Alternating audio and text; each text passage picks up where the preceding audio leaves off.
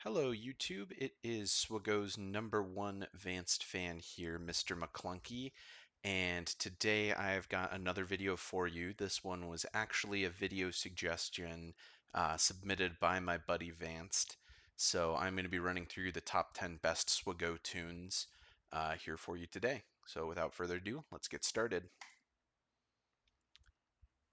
Number 10, Jedi Knight Revan.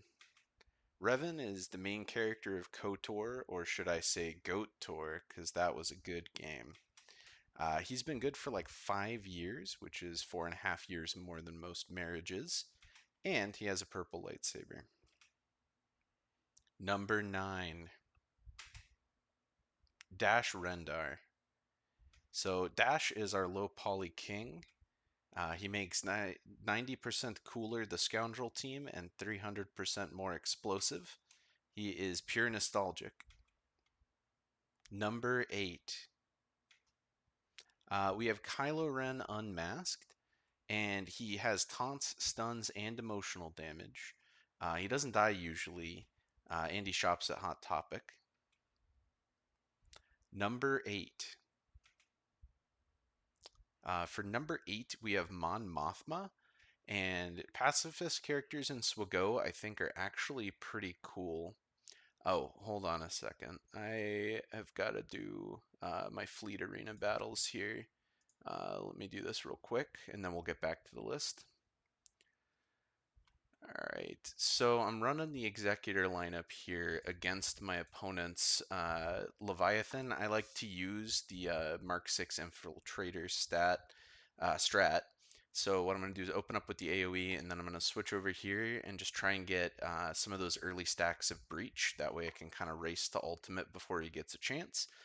He is going to sabotage my engine and start whittling down my guys, but I'll just go over here, do the assist from Punishing One, and then throw that assist right back on Xanadu Blood.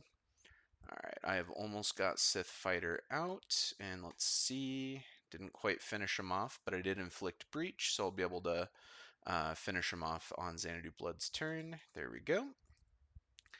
Punishing One is stunned, so now I am going to call out the Interceptor. I use the second special here to inflict the slow and the crit chance down. Okay. See, just tanks a bunch of hits and then is dead. He actually has foresight on there, so I am going to start attacking the tank rather than going onto the whatever this is called, Sith Fighter. So then, just going to keep kind of whittling him down. Got breach applied. Keep passing back. All right. Then I'm going to use this on just whoever's lowest, in this case Punishing One. He's going to call out his Interceptor soon, and that is going to insta-kill one of my units. It seems to vary depending on which one actually ends up getting me. See, he got that one. So unfortunate, that is going to slow down the breach just a little bit. But I am going to go ahead and call Slave 1, otherwise known as the Fire Spray Gunship, out here. And let's just keep whittling him down and hope that we get to ult before he does. Alright, so next I am actually going to take out that Sith Fighter. And let's just go with that. Nice.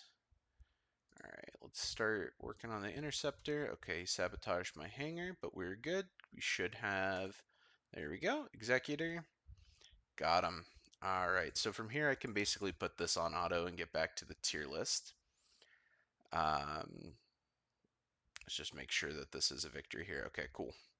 That should be good. All right, and we can get back to the tier list here.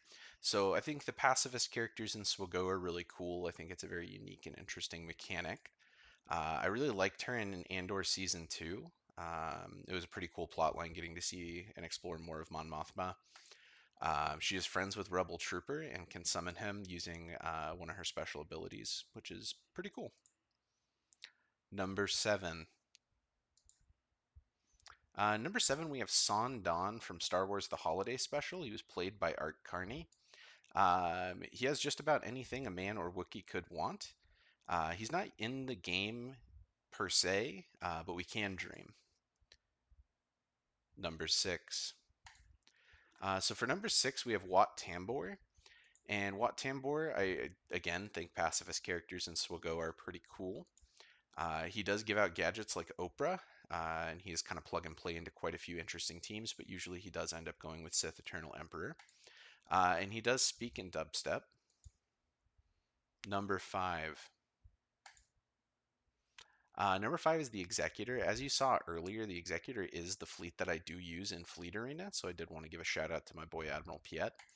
I think the Bounty Hunters are cool, and they have pretty cool ships. And Death Star 2 does go burr, as you saw in the clip earlier. Number 4. So for number 4, I actually picked the entire Jawa faction. I couldn't really narrow it down exactly. I just think they're neat. Number 3. So for number 3, I did pick GL Leia. I think she was designed originally for Territory Wars, is what they ended up telling us, but she did end up being good at just about every game mode. She is one of the better GLs in the game. Uh, and she does have good requirement overlaps with Jabba, the Executor, and Jedi Master Luke. So she is a good GL to farm. Maybe not necessarily as a first GL, but I feel like she's a really solid second GL if you do rush Jabba or JML. And she works with literally any of the Rebel teams, which is nice. She can kind of plug and play with just about anyone in the faction. Number 2. So for number 2, I did pick Jabba the Hutt. I know it is kind of cheating to have the top of the list be kind of so full of Galactic Legends. He is actually the first GL that I ever unlocked. I did try to rush Jabba. I'm a big fan of the character. I think he's interesting, and in the game, he is a pretty strong character. He does unlock Smuggler's Run 2, which is good for mod resources. So that is one of the reasons I do recommend rushing him early.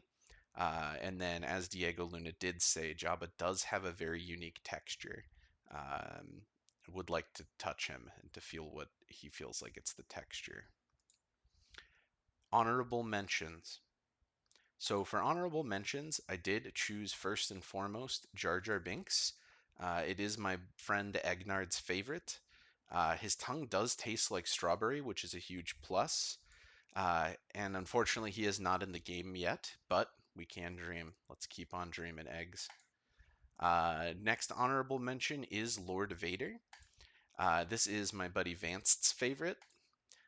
His tongue also tastes like strawberry, and he has the most lifters in the game, somehow more even than Galactic Legend Ray. Final honorable mention is Cup.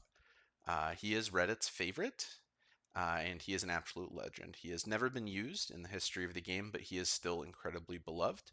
He did have a Lightspeed bundle previously back on the April Fool's Day where you could get him, but now you can't even get him anymore. He does have the highest meme potential in the game, which is pretty cool. Number 1, my absolute top character in this game, it is Greedo. I know it was an obvious choice, but it had to be done. So, McClunky.